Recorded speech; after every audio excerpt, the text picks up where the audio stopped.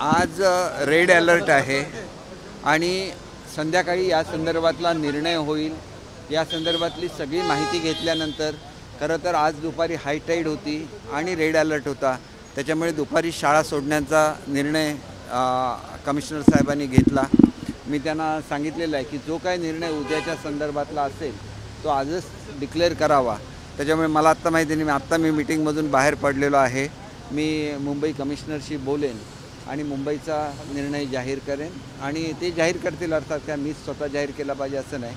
आणि प्रत्येक जिल्ह्याच्या जिल्हाधिकाऱ्यांना हे अधिकार दिलेले आहेत, फक्त हे लवकर जाहीर करावं एवढीच अपेक्षा आहे। मी तसं त्यांना ते सांगेन। आज पावसामुळे 12वीची एक्झाम अनेक मुलांना देता आली नाही, त्यांच्या संदर्भात काय पावलं असणार आहेत? 12वीला जी मुलं उशिरा केंद्रावर पोहोचली त्यांना उशिरा आतमध्ये प्रवेश देण्याच्या सूचना दिलेल्या होत्या आणि जो त्यांचा वेळ फुकट गेलेला असेल तेवढा वेळ त्यांना पेपर लिहिण्याच्या संदर्भात दिलेला आहे। जी मुलं पोचू शकली नाहीत त्यांची परीक्षेचं तारीख जाहीर होईल, ते परीक्षा देऊ शकतात। कुठलंही शैक्षणिक नुकसान ह्या मुलांचं होणार नाही, या संदर्भातल्या आवश्यक त्या सूचना डिपार्टमेंटला देण्यात आलेल्या आहेत। नाही, तारीख ते डिक्लेअर करणार, त्यांचं वेळापत्रक असतं, त्यांचे इतर पेपर्स ते बघतील आणि जे इतर पेपर्स संपल्यानंतर ही जी शिल्लक राहिलेली परीक्षा ही घेण्यात येईल। ऑरेंज अलर्ट आहे मुंबईसाठी, काय आव्हान करा लोकांना आणि काय तयारी आहे? नाही, असं आहे की मी सकाळी सगळी माहिती घेतली।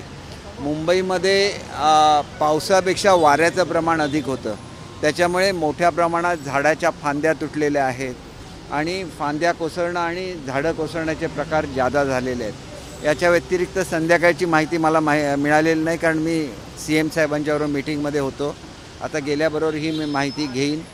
ज्याला ऑरेंज अलर्ट असेल त्याला कामाशिवाय लोकांनी बाहेर पडू नये एवढीच अपेक्षा असते।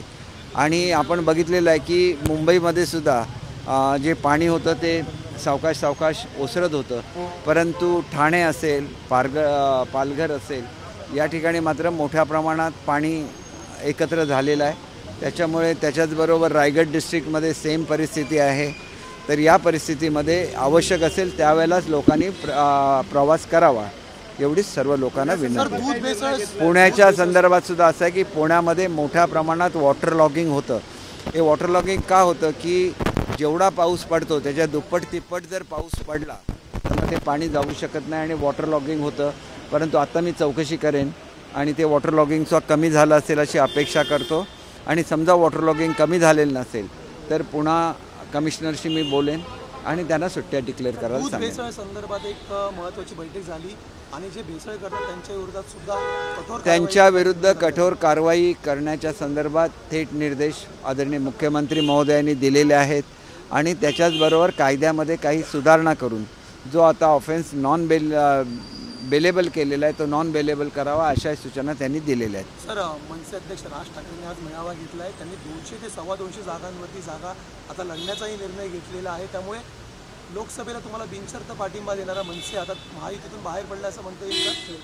हे बघा, शेवटी शिंदे साहेबांचे असतील, फडणवीस साहेबांचे असतील, अतिशय चांगले संबंध हे आदरणीय राजसाहेबांच्या बरोबर आहेत आणि असे जे निर्णय असतात त्या संदर्भात ही मोठी लोकच त्यांच्याशी चर्चा करू शकतात। त्यांच्यामध्ये काही गैरसमज असतील तर ते अवश्य दूर केले जातील याची मला खात्री आहे। सर, लाडका भाऊ योजनावरतून राज ठाकरे म्हटलेले आहेत की खड्डे भरायला पैसे नाही आहेत, तर लाडक्या भावासाठी पैसे का खर्च केले जात आहेत? नाही, असं आहे की एकंदर ज्या आपण योजना दिलेल्या आहेत त्याच्यामध्ये मोठ्या प्रमाणात रोजगार निर्माण व्हावा म्हणून त्यांना विद्या वेतन जे असतं ते देण्याची लाडका भाऊ ह्याच्यामध्ये तरतूद आहे आणि त्याच्यामुळे मोठ्या प्रमाणात रोजगार निर्माण होईल।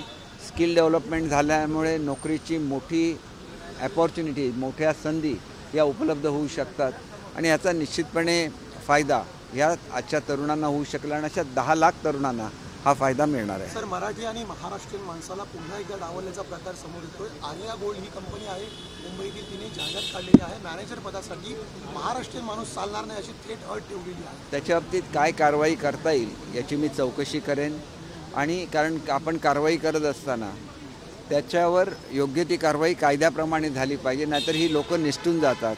महाराष्ट्रामध्ये मराठीचा अपमान सहन केला जाणार नाही या संदर्भात मी आदरणीय उपमुख्यमंत्री महोदयांची चर्चा करेन आणि याच्यावर आवश्यक ती कारवाई आम्ही करू, कारण होम डिपार्टमेंटचे ते स्वतः मंत्री आहेत। अनिल देशमुखांनी एक पुन्हा एकदा आरोप केले, माझ्याकडे पेनड्राईव्ह आहेत काही व्हिडिओचे आणि त्याला उत्तर आता चित्रावाग यांनी दिले की आमच्याकडे ही ऑडिओ आणि व्हिडिओ क्लिप आहेत, तुम्ही पेनड्राईव्हमधले पुरावे सादर करा, आम्ही कारवाई करू आणि तुमचेही क्लिप ओपन करू.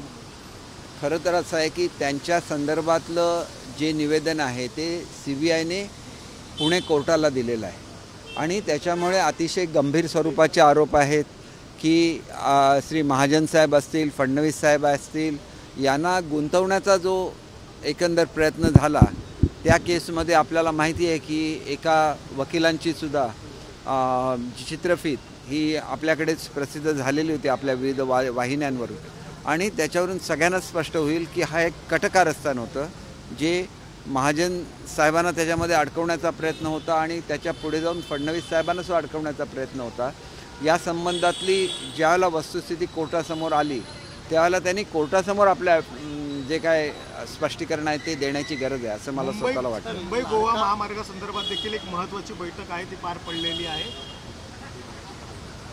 ह्याच्यामध्ये असं आहे की आता गणेश चतुर्थीला मोठ्या प्रमाणामध्ये आमचे जे गणेश भक्त आहेत हे मुंबईतून, ठाण्यातून, सगळीकडून सिंधुदुर्ग आणि रत्नागिरीमध्ये जातात. त्यावेळेला त्यांना चांगल्या तऱ्हेच्या वाहतुकीच्या सुविधा असाव्या म्हणून काय काय करता येईल, कारण बरंचसं काम पूर्ण झालं आहे तरी पण मध्ये मध्ये पॅचेस आहेत जे अजून पूर्ण व्हायचे आहेत, त्या संदर्भात सूचना दिल्या.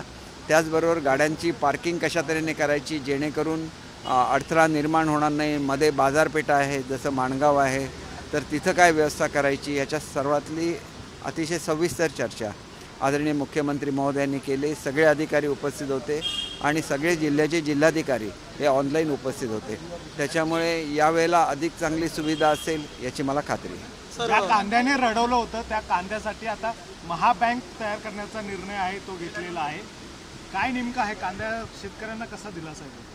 हे बघा, नेहमी आमच्या शासनाचा प्रयत्न राहिलेला आहे की आपल्याला जो आपला शेतकरी आहे त्याला चांगला भाव मिळावा.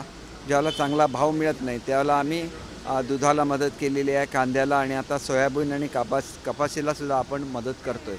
आणि त्याच्यामुळे ज्या वेगवेगळ्या योजना आहे याच्यामध्ये स्टोरेज कसं केलं आणि ज्याला रेट कमी असतो त्याला जर स्टोरेज केलं तर रेट वाढल्यानंतर शेतकऱ्याला अधिकचं उत्पन्न मिळू शकतं आणि हे प्रयोग निश्चितपणे यशस्वी होतील याची मला खात्री आहे. बटा गट आणि शरद पवार गटाला कुठेतरी राज ठाकरेंनी टोला लागवला आहे. लाडका भाऊ आणि लाडकी बहीण जर सांभाळली असती तर दोन पक्ष फुटले नसते असं ते म्हटलेले आहे. अरे यात तथ्य आहे. नाही बघा, ही मोठी लोकं आहे, ज्यावेळेला एखादं स्टेटमेंट करतात त्यावेळेला आमच्यासारख्या सर्वसामान्य लोकांनी त्याच्यावर बोलणं फारसं योग्य ठरत नाही, परंतु ते बोलण्याचा अधिकार राजसाहेबांना निश्चितपणे आहे आणि त्याच्यामुळे ते बोलतात ते सगळी लोकं ऐकतात आणि मग उत्तर ज्यांनी द्यायचं त्यांनी ते दिलं पाहिजे.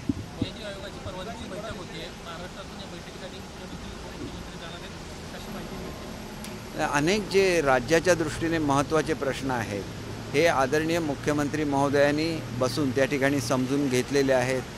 तो अजेंडा जो आपल्याला केंद्र शासनाकडे दिला जाईल त्याच्यामध्ये अनेक महत्त्वाचे विषय आहेत. मुंबईसारख्या शहरामध्ये अनेक समस्या असतात, विशेषतः लोकांच्या जुन्या बिल्डिंगच्या समस्या आहेत आणि असे असंख्य प्रश्न जे महाराष्ट्राचे आहेत त्याच्यामधले नेमके प्रश्न जे महत्त्वाचे आहेत आणि केंद्र शासनाशी संबंधित आहेत, जसं मराठवाड्याची वॉटर ग्रीड आहे किंवा मी तुम्हाला एक उदाहरण म्हणून 1-2 सांगितले, अशा अनेक प्रश्न व्यवस्थित लिस्ट केले जातात आणि असे लिस्ट केल्यानंतर आणि मग त्याच्यावर पंतप्रधान महोदयांचं ज्यावेळेला आपण लक्ष वेधतो त्यावेळेला आपल्याला अधिकचा निधी हा केंद्राकडून मिळू शकतो आणि त्याच्याचबरोबर वेगवेगळ्या योजनासुद्धा केंद्राकडून मिळू शकतात आणि त्याच्यामुळे ही सविस्तर चर्चा ही आदरणीय मुख्यमंत्री आणि उपमुख्यमंत्री महोदयांनी महाराष्ट्रातल्या सर्व ज्येष्ठ आमच्या सचिवांशी केलेली आहे आणि त्याच्यामधून ह्या नीती आयोगाच्या बैठकीमधून महाराष्ट्राला निश्चितपणे न्याय मिळेल याची आम्हाला खात्री आहे.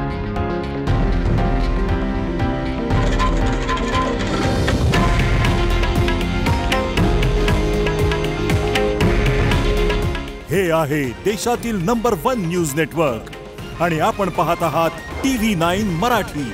काळजी तुमची, हित महाराष्ट्राचं.